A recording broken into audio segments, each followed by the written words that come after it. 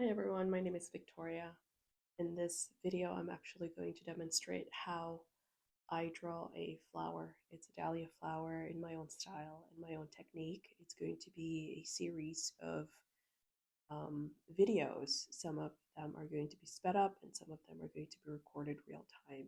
So if you guys have any questions, let me know. You can see this is a dahlia flower that I started. I think this would be like my third session on this or my second session. It's a dahlia flower. It's one of those pinwheels, I believe, the watermelon series. It has like little twirlies and stuff in the middle. And it's just pencil, a lot of shading. As you can see, my son also drew a frame around it. And I think he was just helping me to frame out my flower. So I'm going to keep that. And what I'm using is just a pencil, really. I don't know which one this one is, but it's actually one of the pencils that my husband came home with. It was a box of these. It's like the plumbers and pipe fitters local 525. This one I have no clue. It doesn't have anything else, any other markings on it, but this is what I've been using. So everything that you guys have seen me draw, it's with this pencil. So shout out plumbers and pipe fitters. These guys, however, the the the soft and the Royal HB and all that, I don't really. They're not the same. So I don't know what's really in here, but this is what I'm using. I'm also what I use for shading is actually a brush. So brushes. So this is a size 2. Simply Simmons, the Filbert, this type. There's a size 2, and as you can see, it's a little worn. There's this one as well. That's been sort of uh, used to the ground there. For my erasers, I use this one, the Faber Castle. I didn't know they come in different colors. I also have them in red, and it also comes in blue. What you will be familiar with is actually the gray color. So I figured, I'll try the other ones, the other colors, and they're actually they have the same effect. They actually erase, and they don't leave any residue. There's also this eraser, that one, I don't know, mono zero, this type, ultrafine 2.3, that. That, and what else do I use? I use a mechanical pencil for detail, and another bigger brush, size 4, the Filbert, and that's pretty much it. That's all I use for drawing, and for soft pastel, I use clearly it's different blends, different blend techniques, and all that. And also, actually, I use this one too, just to brush any eraser pieces afterwards once I use the eraser. That's it. Let's get started. Wherever the shade is, wherever it's darker, that's where I blend. I blend with number 2. All I really use to shade. If you guys haven't seen how how I how this whole thing started with this flower, I think there's a short on YouTube, one of my YouTube shorts.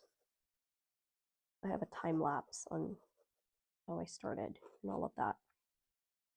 And I ended with just, filling in some areas here. I didn't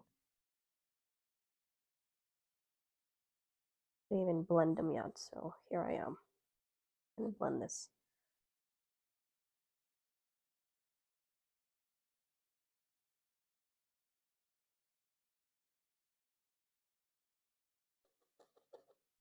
So this is just going to be black and gray. It's not going to be with color. Although if I wanted, um, it can be, I can put maybe, I could probably use colored pencil if I wanted. Um, the hard pastel maybe. I haven't used it in a long time. This is actually the first time that I'm picking up drawing again because I stopped for a long time, about 6, 7 years. And now I'm picking it up again. I'm drawing again. I was lacking. It seemed like I was losing myself and who I am. So now I'm back into it again, and kind of like where I left off. So now that's pretty much what I'm doing. Wherever the shade is, excuse me, wherever the shade is, that's where I'm just blending it. Wherever there's dark is, obviously I can always go back.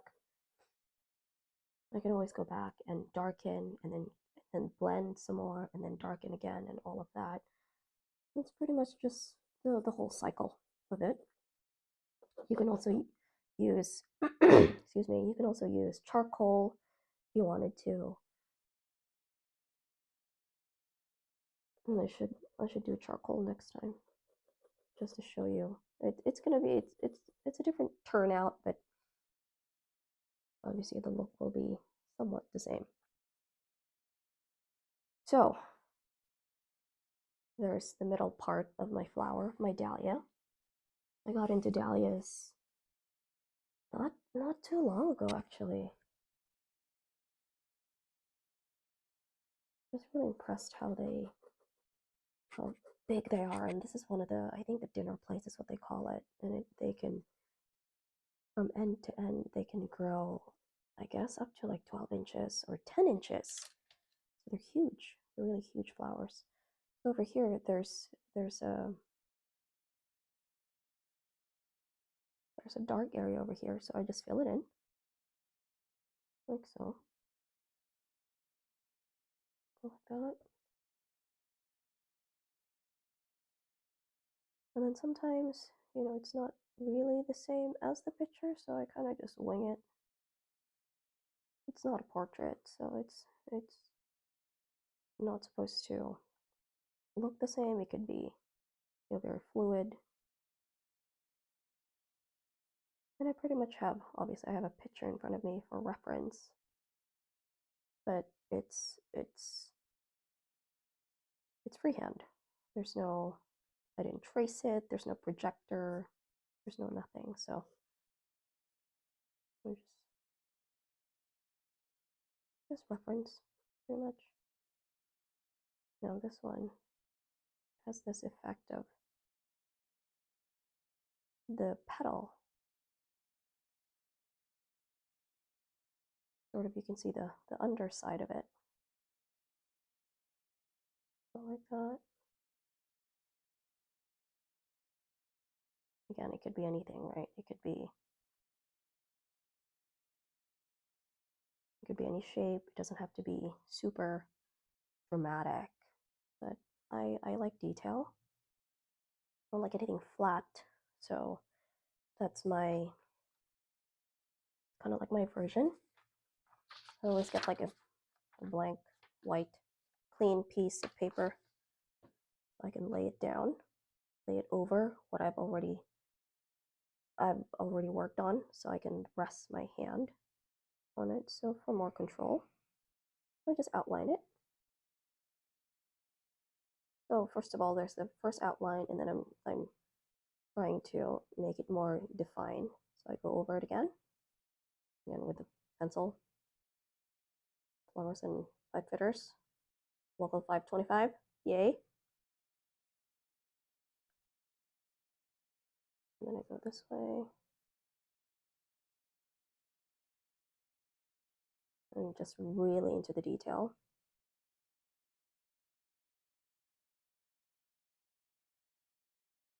And I load it up with graphite, and then I just keep going.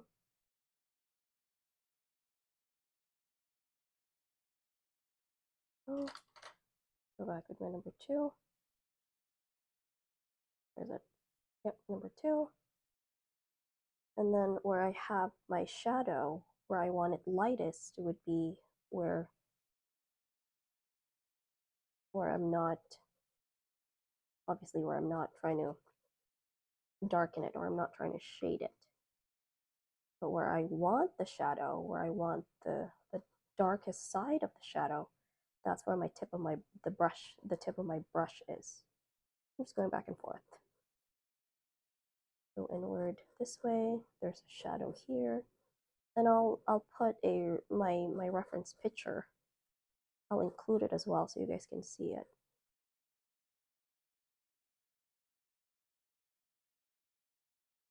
What I'm talking about when it comes to just different values and stuff.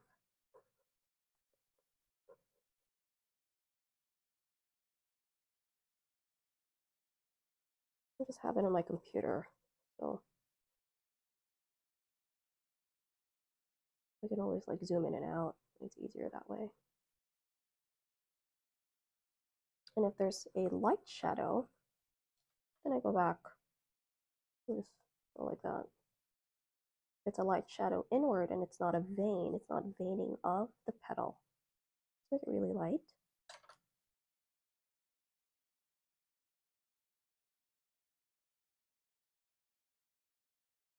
And if there's a hard line that I don't want, I get this is like a rubber, rubber eraser.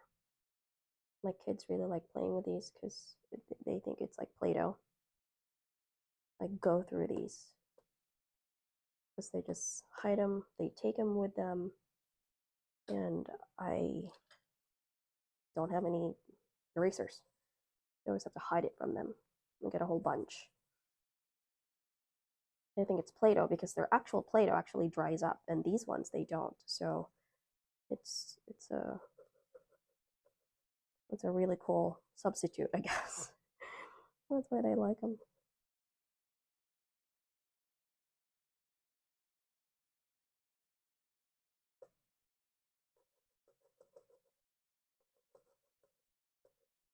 So for beginners, I would suggest a less detail flower if you wanted to start out. And I understand that you don't really have to you don't have to be great off the bat. It just takes practice. It takes a lot of time. It takes a lot of going over and trying and a lot of trial and error. So I suggest if you're really into flowers, just do maybe like a daisies or pansies. I've seen there's a lot of watercolor tutorials about how to paint pansies. Very straightforward, not too much the stamen and all these other twirlies and stuff like that. Even with this one as a dahlia, this is one of the most intricate dahlias because some are just pretty straightforward with their petals. It just goes one direction as opposed to all over the place. But I like a challenge, and that's why I chose this. It's taken more time, but it's pretty. What I'm doing right now is I'm pretty much just like roughing the paper. So I can't really go too far because just this segment here, just this area. So I'm kind of like, if anything, I can just go like this, 90 degrees, right? But that's all the area that I need the most shadow, most blending. So I go there. If it overlaps on this petal, then obviously I can go back. What's the beauty of this one is you can just mold it how you want it. Make like a tip there. That didn't do the trick, then I'll just use one of these. And this one is the refillable one. This is my second stick of eraser. You just get like the refills or the inserts. And this one my kids leave alone, so. Well, actually they pull this thing and then that's why I have my second one because they pulled the first one.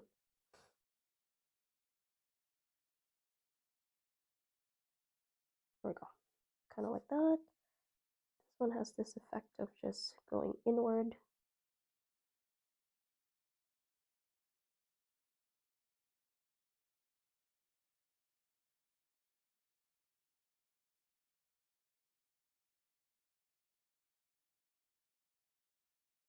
As far as the veining goes, I just go slightly.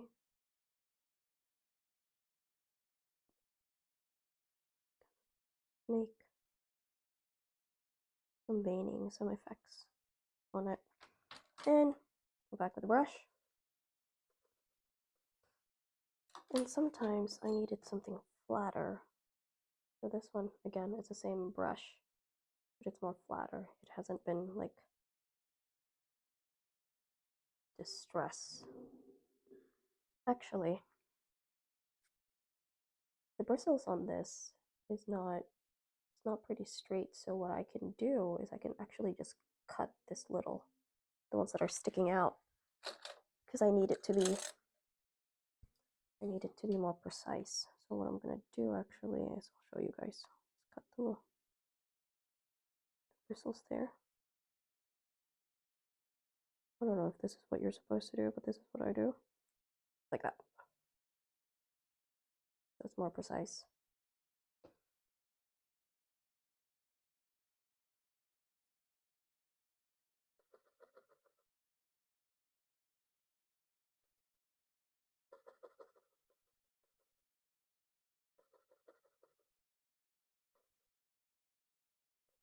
There's a shadow here.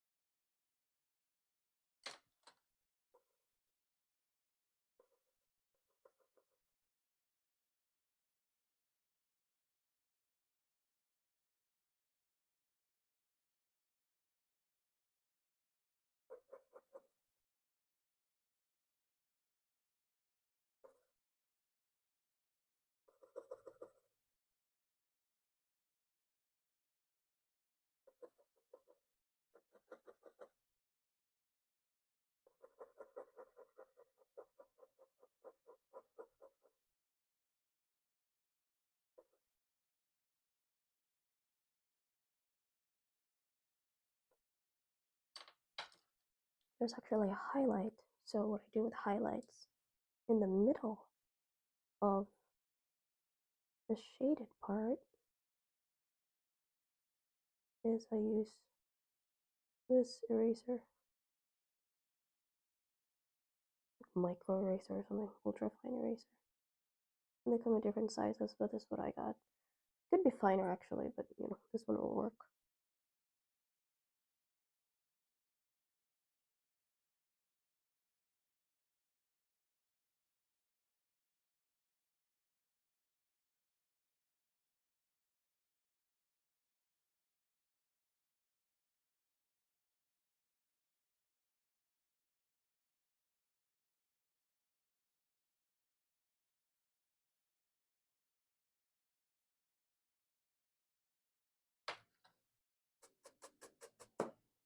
And try to go back again and refine that.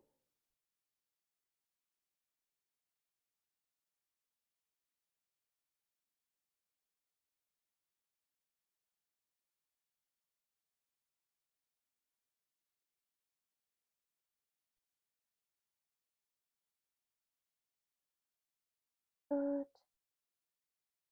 more more shading this way, so I'll blow it up more over there, and then this one is a little bit more refined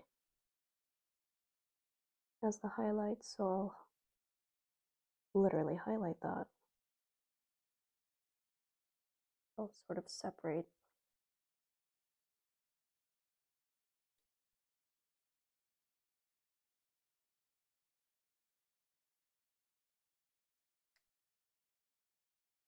here, closer.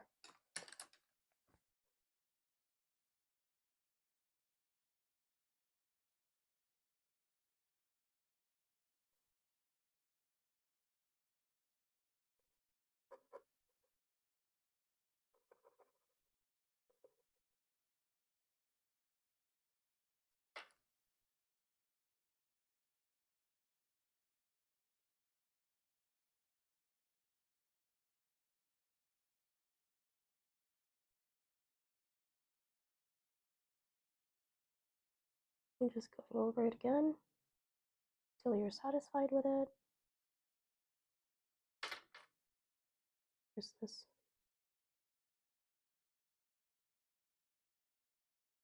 big shadow here.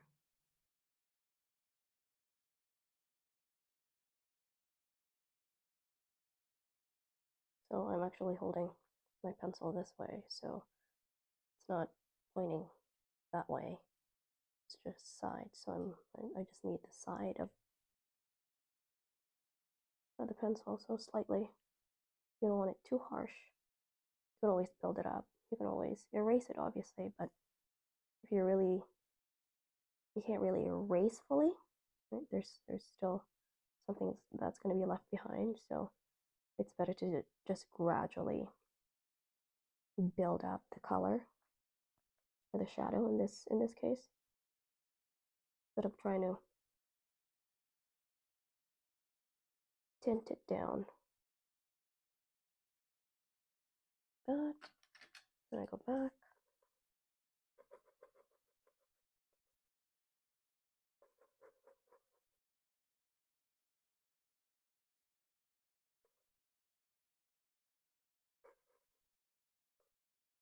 And same thing in between. There's shadow here. So that way.